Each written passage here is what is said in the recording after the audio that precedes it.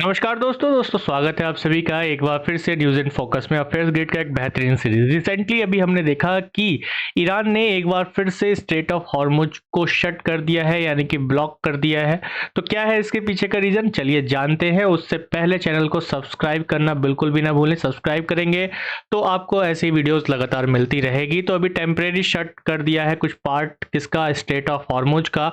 इसके पीछे का क्या है मैटर, अभी रिसेंटली ये देखने को मिला है कि ईरान के जो गार्ड्स हैं या ईरान जो गवर्नमेंट है उसने कहा है कि भाई हम जो है smart control of the strait of Hormuz ये एक एक्सरसाइज कर रहे हैं, और ये जो एक्सरसाइज है वो स्ट्रेट ऑफ हॉर्मुज में कर रहे हैं। तो जिसकी वजह से क्या है कि हम इसको रोक रहे हैं, भाई हम जो स्ट्रेट ऑफ हॉर्मुज है उसको हम क्या कर रहे हैं, ब्लॉक कर देंगे।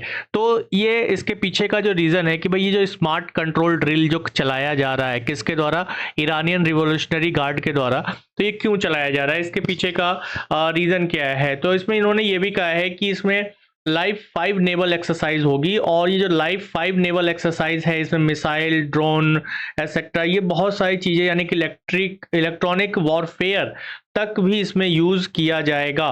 तो जब इसमें ये सारी चीज़ें यूज़ की जाएंगी तो इससे क्या होगा कि इससे नुकसान हो सकता है जो टैंक्स आ रहे हैं उसको लेकर। लेकिन ये अभी क्यों किया जा रहा है, ये भी एक सोचने वाली बात होगी। तो ये रेयर मूव है अपने आप में, ठीक है। टेम्परेरी क्लोज किया जा रहा है ताकि इंटरनेशनल, और इसकी वजह से क्या होगा, जो इंटरनेशनल शिपिंग है वो रुक जाएगी। इसको एक चेक पॉइंट की तरह काम करता है। आपको पता होगा कि 20% of the world total oil consumption जो है वो यहीं से ही गुजरता है, यानी कि स्ट्रेट ऑफ हॉर्मुज से ही गुजरता है। और स्ट्रेट ऑफ हॉर्मुज को कंट्रोल करना यानी कि रोकना लगभग इसी चीज को दिखाता है कि ये अपने आप में एक बहुत बड़ा कदम है ईरान के द्वारा। लेकिन ये ईरान इस समय पर ऐसा कदम क्यों ले रहा है, इसका ये टाइमिंग क्यों है इस तरीके का। अभी आप देखेंगे तो एक जेनेवा कनेक्शन इससे रिलेटेड है। जेनेवा में अभी एक मीटिंग चल रही है, की मीटिंग चल रही है। अभी एक second round of indirect nuclear talk शुरू हुआ है, किसके बीच में, ईरान एंड यूएस के बीच में।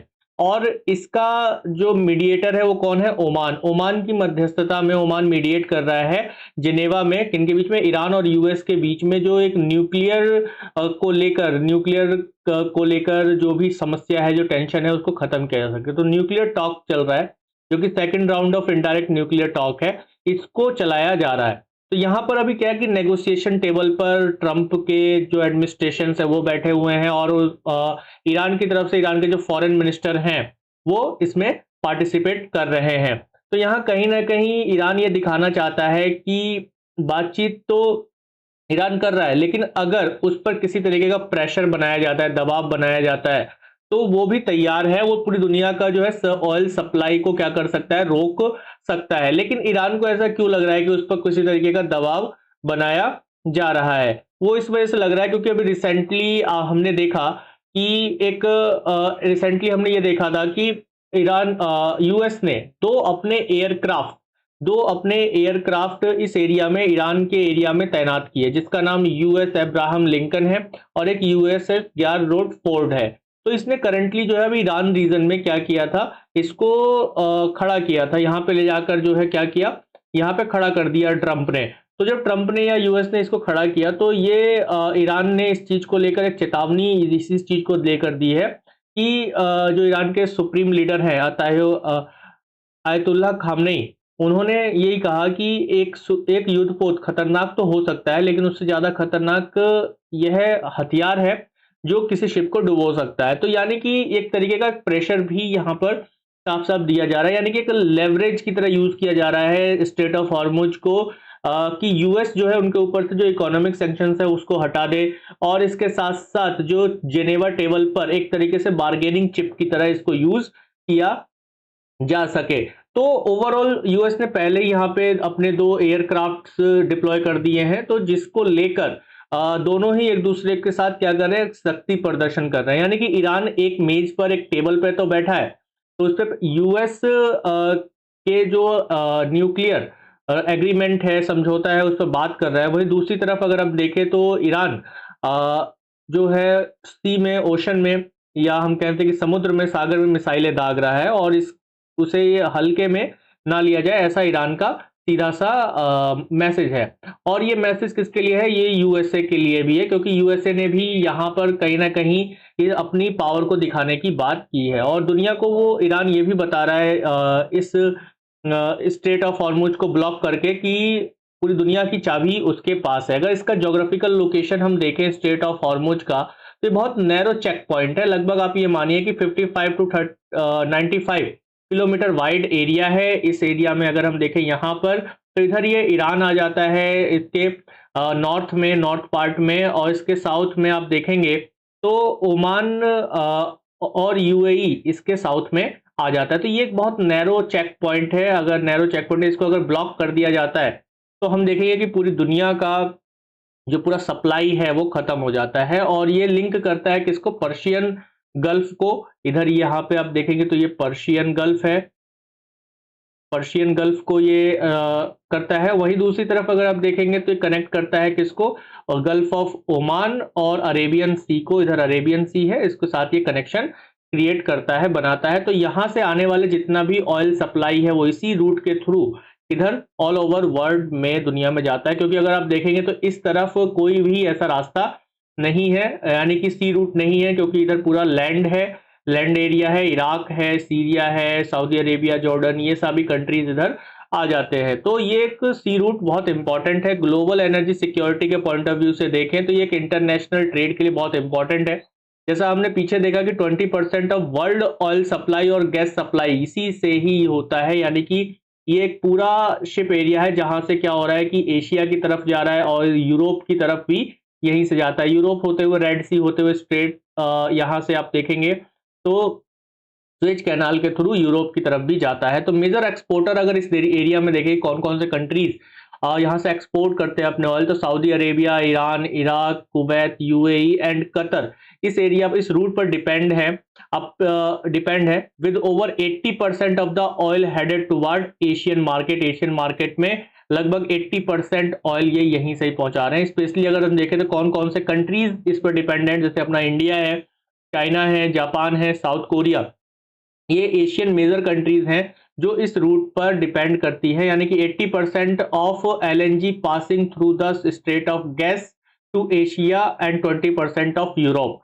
तो ये बहुत इंपॉर्टेंट रूट हो जाता है। इसका इंपैक्ट अगर हम इंडिया पर देखें तो इंडिया पर इकोनॉमिक इंपैक्ट ये पड़ेगा कि 50% of India's crude oil and around 60% of natural gas का इंपोर्ट डायरेक्टली जो है इसमें फंस जाएगा, इस स्ट्रेट में फंस जाएगा।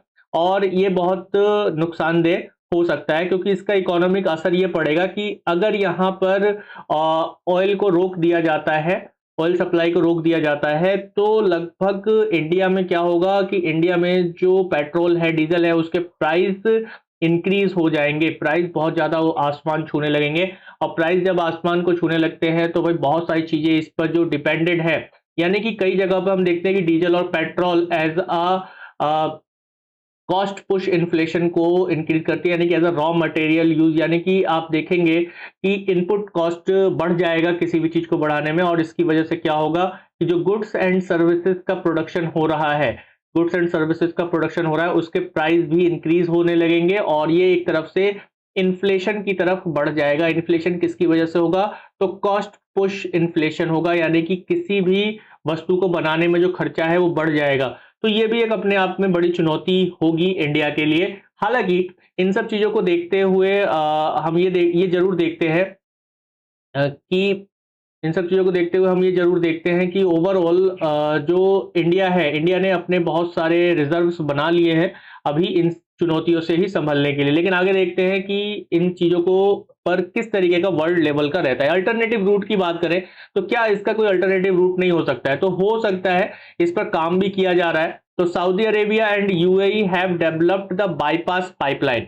अगर आप एक ये पाइपलाइन देखेंगे तो एक पाइपलाइन ये है, जो ये आपको ब्लू लाइन दिख रही है, ये पाइपलाइन है। एक ये यूएई के पास ये पाइपलाइन है। तो ये दो पाइपलाइन ऐसे बनाया जा रहा है और एक दूसरे के साथ कनेक्ट किया जाएगा। और कनेक्शन किसके साथ? जो इधर रेड सी है इसके साथ कनेक्ट किया जाएगा। लेकिन ये जो पाइपलाइन है ये इसमें कमी है, कुछ कमियां हो सकती हैं। कैसे कमियां हो सकती है कि ये जितनी demand straight of Hormuz fulfil करता है ना, उतनी डिमांड को ये फुलफिल नहीं कर सकते।